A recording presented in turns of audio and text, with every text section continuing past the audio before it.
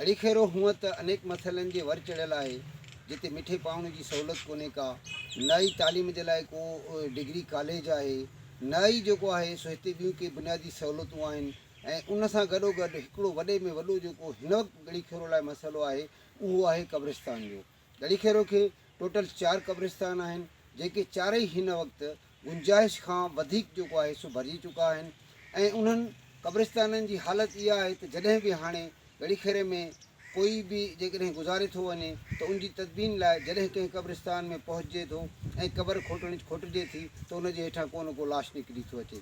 सो इन सिलसिले में असांखे हैरत वठे थी पई त असांजा हुकुमरान असांखे मरण खां पोइ बि जेको आहे कोई सहूलियत ॾियण लाइ तयारु न आहिनि त जीअं असां पंहिंजनि प्यारनि जी आख़िरी आरामगाह कंहिं जेको आहे सुठे नमूने सां हासिलु करे सघूं। इन सिलसिले में असां ॻाल्हि ॿोल कई आहे हितां जे समाजी सियासी ऐं उलमा कराम सां।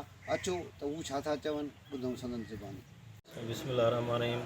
जीअं त असांजे शहर खे तमामु जेको आहे सख़्तु दुश्वारियुनि जा मसइला आहिनि, उहे कई मसइला आहिनि काफ़ी पर असां हिकिड़ी ख़ासि अपील कंदासीं त जेका असांजी क़ब्रिस्तान जी जेका असांखे वधि में वधि जेका शिकायत आहे, ऐं जंहिं जाइ ते बि असां उहा जाइ कंहिं माना पूरण जे लाइ किथे वञूं था खणी त उते उहा शइ निकिरे थी, हिकिड़ी अॻु में माना उते लाश निकिरे थी, वरी उहा टे जॾहिं जायूं मटायूं था उन खां पोइ असांजी उहा हिकिड़ी क़बर निकिरे थी। असां हुकूमत खे ऐं पूरे जेके वस वारनि खे इदारनि खे पुरज़ोर अपील कयूं था त महिरबानी करे जेका तव्हां थी सघे असांजे लाइ वधि में वधि जेका आहे महिरबानी करे क़ब्रिस्तान जी महिरबानी जेका थी वञे। बिस्मिल्लाहिर्रहमानिर्रहीम।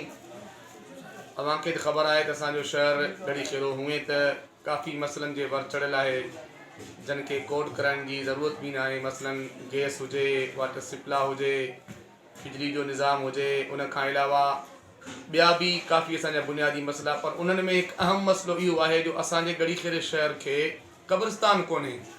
न हुजण जो मतिलबु इहो आहे त जेके क़ब्रिस्तान आहिनि 4, सैयद हैदर शाह बुखारी वारो, मुकीम शाह वारो, पेट्रोल पंप मेहरान ग्राउंड वारो या लांडी वारो, उहे हिन वक़्तु बिल्कुलु मुकमल फुल थी चुका आहिनि। ॿी का एराज़ी, ॿी का ज़मीन उन्हनि में वाधारी कोन आहे। जिथे बि जेकॾहिं मैयत जी खोटाई क़ब्रिस्तान कई थी वञे उते लाश निकिरी थो पवे। असां वस वारनि आला आमददारनि ख़ुसूसन बिलख़ुसूस असां तालके जे MPA साहिब ऐं तालके जे MNA साहिब ऐं असांजे शहर जे टाउन ऑफिसर साहिबनि खे इहा वधि खां वधि अपील ऐं गुज़ारिश आहे त ख़ुदारा इन मसइले जे मथां बि तवजो ॾियो कि किथे कोई प्लाट अलाट करे ॾियो क़ब्रिस्तान जे नाले सां, जिथे का सहूलियात मौजूदु आहिनि। ऐं उन सां गॾोगॾु जेके इहे असांजा क़ब्रिस्तान आहिनि, इन्हनि में बि का हिफ़ाज़ती इक़दामात जी का बि कोशिशि न कई वई आहे। कंहिं बि क़ब्रिस्तान खे बाउंड्री वाल, हिफ़ाज़ती दीवार तव्हां ॾिसंदव कोन आहे, जिथे जानवर वग़ैरह सभु क़ब्रिस्ताननि अंदरि क़बरुनि जी बेहरमती थी रही आहे। असां हिननि दोस्तनि मीडिया वारनि जे ज़रिए सां तव्हांखे गुज़ारिश कयूं था त इन मसइले जे मथां बि ध्यानु ॾिनो वञे।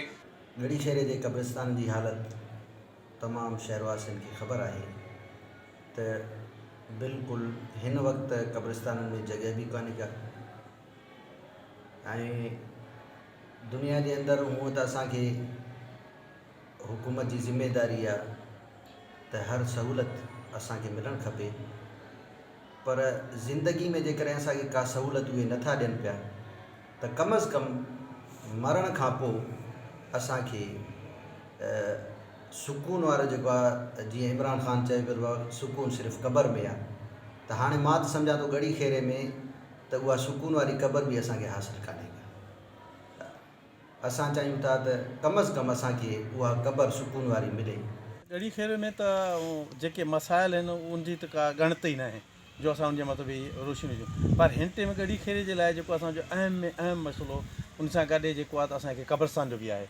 जीअं असांजे लाइ डिग्री कॉलेज आहे, गैस आहे, बिजली आहे, उन सां गॾोगॾु असांजे शहर ॻड़ीखेरे लाइ क़ब्रिस्तान एॾो त मथे ज़रूरत बणिजी वियो आहे जो हाणे ख़ौफ़ इहो थो थिए जेकॾहिं को फ़ौत थी वञे त उनखे जाइ न आहे जो उनखे दफ़नाइजे किथे, छो त माण्हू पंहिंजी ज़ाती प्रॉपर्टी में दफ़नाइण ॾींदा न।